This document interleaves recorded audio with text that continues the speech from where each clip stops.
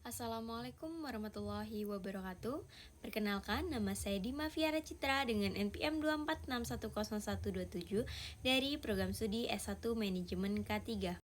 Pada bagian ini saya akan menjelaskan hasil perhitungan analisis refresh yang terdiri dari DOL, DVL, dan DCL untuk memenuhi tugas manajemen keuangan 2 yang diampu oleh Bapak Febrianto SEMM.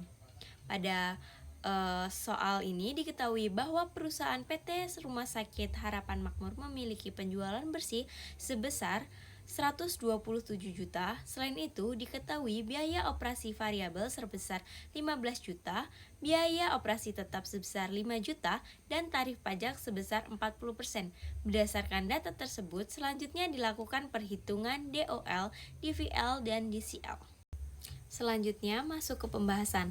Pertama, dilakukan perhitungan laba perusahaan dari data yang ada.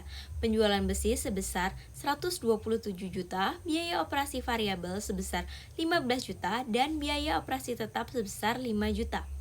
Setelah dikurangi seluruh biaya operasi, diperoleh nilai EBIT atau laba sebelum bunga dan pajak sebesar 107 juta rupiah. Selanjutnya, perusahaan memiliki beban bunga pinjaman sebesar Rp26.750.000. Setelah bunga dikurangi dari EBIT, diperoleh laba sebelum pajak sebesar Rp80.250.000. Kemudian dikenakan pajak sebesar 40%, sehingga menghasilkan laba setelah pajak sebesar Rp48.150.000.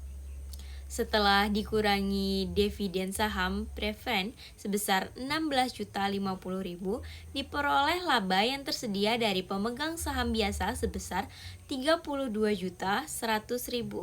Selanjutnya, mencari perhitungan DOL.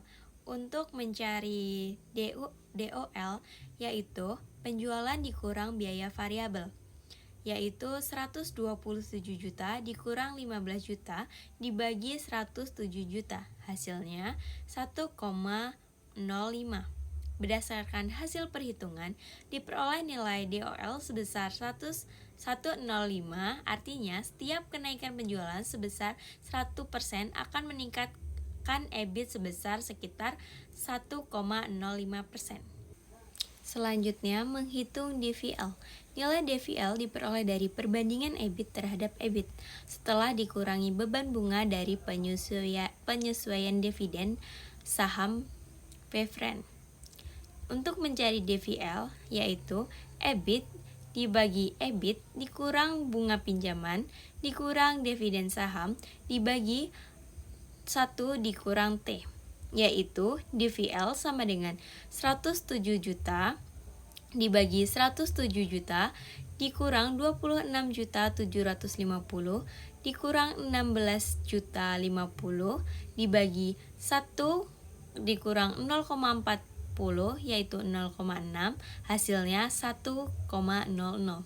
Dari hasil perhitungan diperoleh nilai DVL sebesar 1,00. Hal ini menunjukkan bahwa penggunaan utang perusahaan belum memberikan pengaruh yang besar terhadap perubahan laba per lembar saham atau EPS. Yang terakhir, menghitung DCL, yaitu hasil perkalian antara DOL dan DVL. Dari perhitungan diperoleh nilai DCL sebesar 1,05. Nilai ini menunjukkan bahwa setiap kenaikan penjualan sebesar 1% akan meningkatkan laba per saham sekitar 1,05%. Jadi, kesimpulannya, berdasarkan hasil analisis leverage perusahaan memiliki nilai DOL sebesar 1,05, DVL sebesar 1,00, dan DCL sebesar 1,05.